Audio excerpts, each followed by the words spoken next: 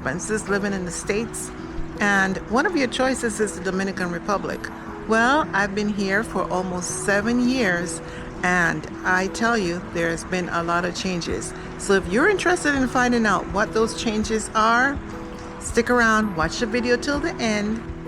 18. Actually, I came to visit in 2018, and I just absolutely fell in love with the place, and I decided, you know what? I'm going to take an early retirement, and I am going to come to the Dominican Republic. I'm going to start a new life, and things are going to be just wonderful. Well, I don't know if you guys have watched my videos before, but I have a strong backstory. I'm Colleen. I'm a retired nurse, actually semi-retired, and I live in the Dominican Republic now full-time. So my life has been great here. I've had some bad times, good times, but everywhere. You can't hold a whole country responsible for a few things that you have to go through, okay? Like sneezes. So yeah, things have gotten a bit more expensive here, and I laid it out in my last video, which you can watch over here.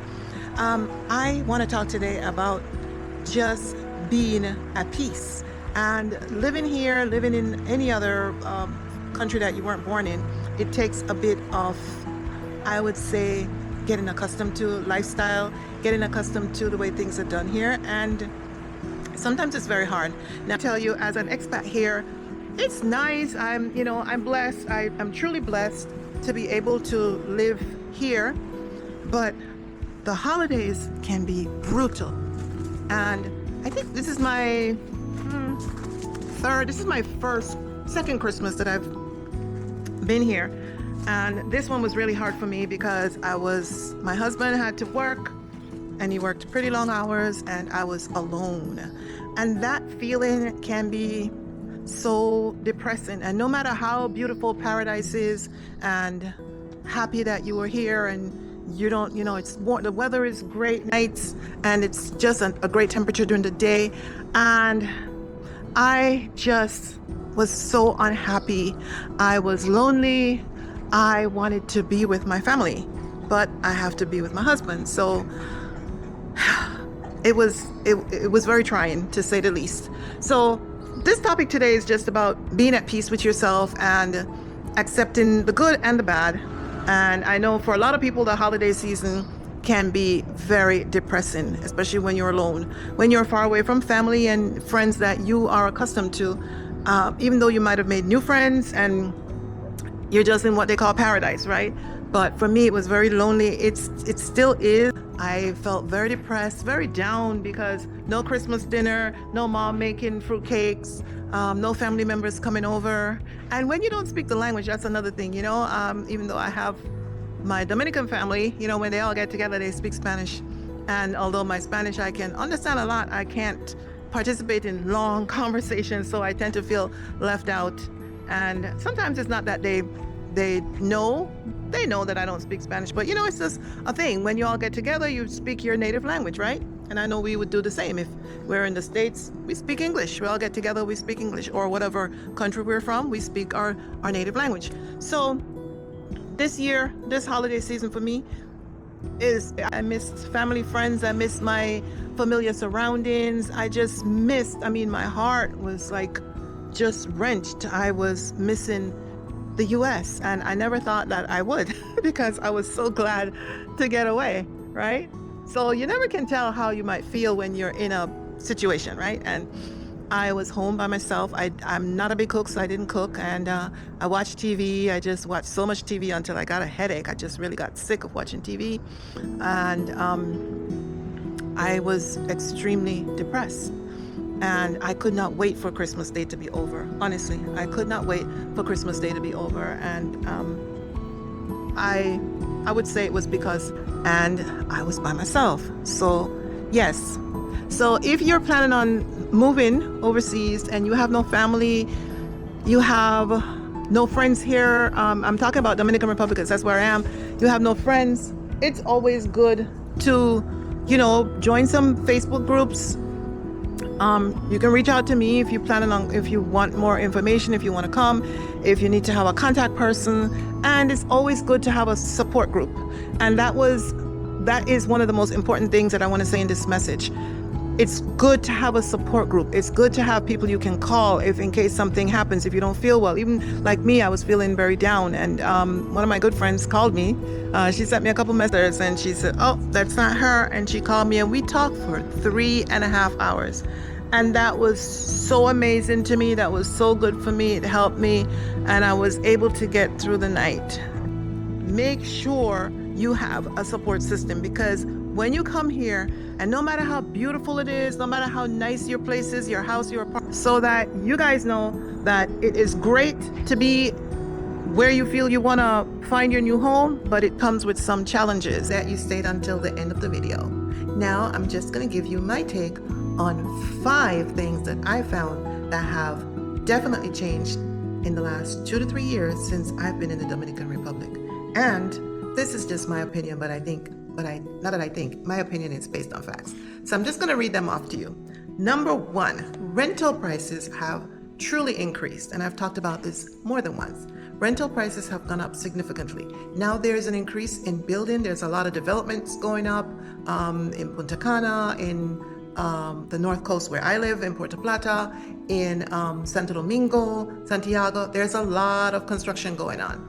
And yes, it has increased the availability of I wouldn't say affordable houses, but it has increased the availability of housing, okay? The rental prices, however, have gone up. The sales prices have gone up significantly. Back in 2019, 2020, you could get a 1-bedroom condo for about $50,000-$60,000 right here in Puerto Plata. That doesn't exist anymore, okay? This is number 2, is the change in how homeowners or property owners, let's put it that way, can ask you for deposits. Now, when I first came, it was 1 month's rent, 1 month's security. Then it just got crazy, it got out of hand. They were asking for 3 ways, which means you, the renter, had to pay for the realtor fee if there was a realtor involved. Sometimes there really wasn't even a realtor involved. It was just that the owner wanted that extra fee. And when you lived to the end of your lease, which is usually 6 months, sometimes they wanted to keep you there for a year. So it got to the point where getting your security back was a problem. So they wanted the 3 ways. They never kept it in an interest-bearing account in a bank account. They never did that. So when you got to the end of the lease, it was a problem. Sometimes it was a hassle to get your deposit back and your security back. As long as the place is intact, you get your full security back. They have to keep it in an interest-bearing account, and it's just 2 ways. If there's a realtor involved and they have to pay a fee, the landlord, the owner, has to take care of that. So that was a great change, because in terms of rentals, now that's not anymore. And this was effective as of this year, August. So that's a definite plus. Now, number 3, gone up a bit. And that depends on whether you have pre-existing conditions, depending on if your age, that's a big one. But you can still get insurance here. Health charges is if you have an emergency. So it's always good to have health insurance here. I would highly recommend it, but the price is extremely affordable.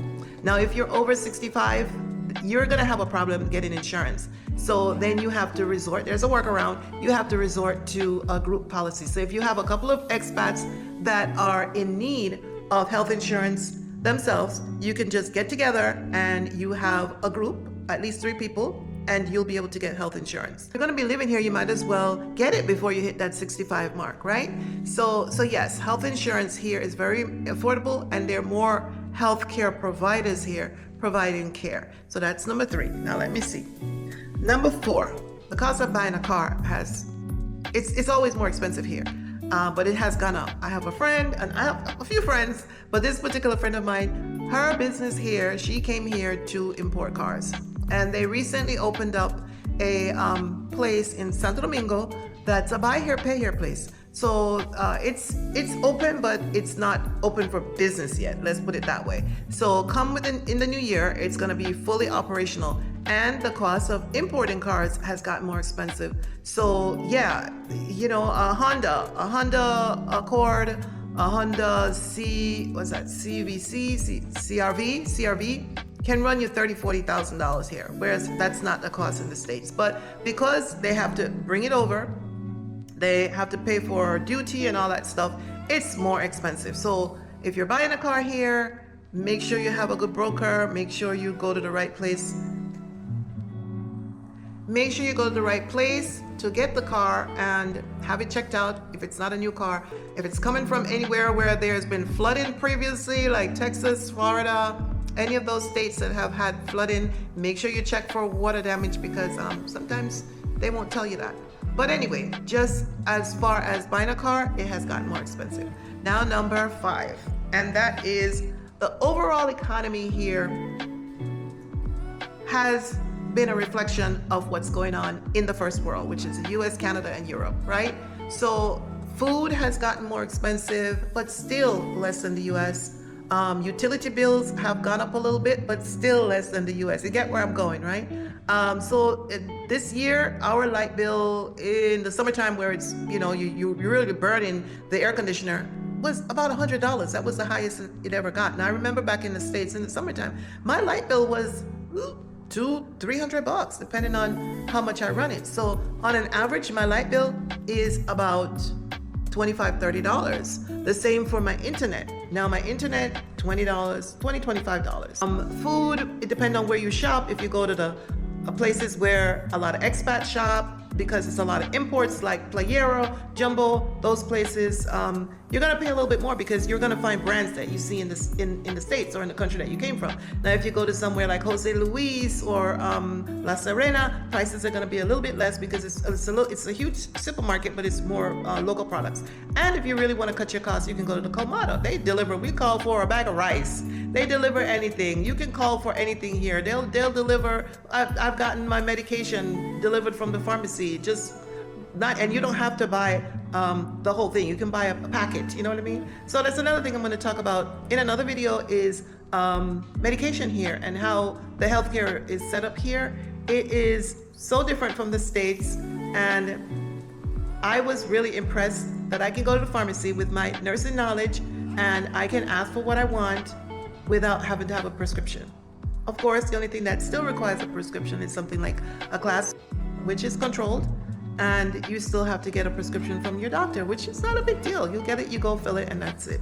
So the economy itself I've seen a change, I've seen an increase, but it's still less than what you will pay in the United States or Canada or Europe. So if you're thinking about that things are high in the States or your area of the world where you live, and you're thinking about coming here, thinking about checking it out, you're still going to be able to maintain your lifestyle if you have at least, I would say, $2,000 a month. You can still live very comfortably here. For all the retirees on a fixed income, you can still live very comfortably here. I'm going to say it twice.